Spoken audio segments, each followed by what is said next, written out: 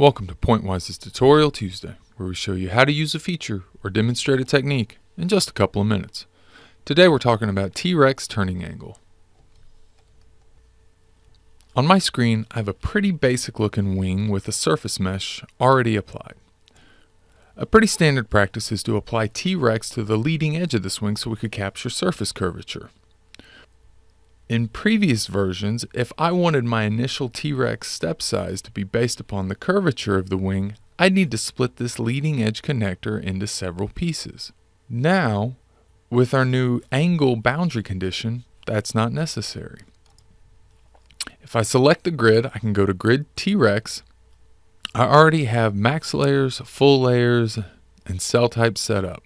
Triangles and quads specifically so that we can see where TRex stops. If I go to boundary conditions, I have this leading edge currently set to a wall. I'm going to go to Solve and click Initialize. You can see the number of layers is pretty consistent down the length of this wing.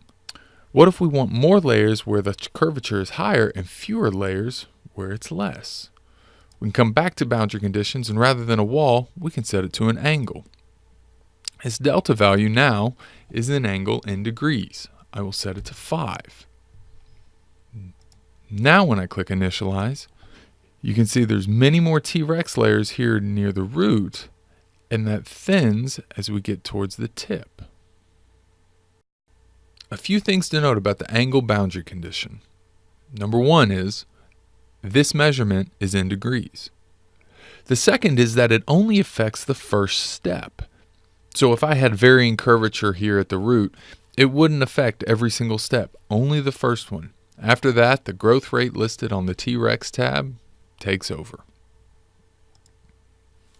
If you like this video, be sure to click the thumbs up button and subscribe to our channel for more videos like this. If you have any questions or suggestions for future videos, drop us a line down below or connect with us on Twitter, which is linked in the description.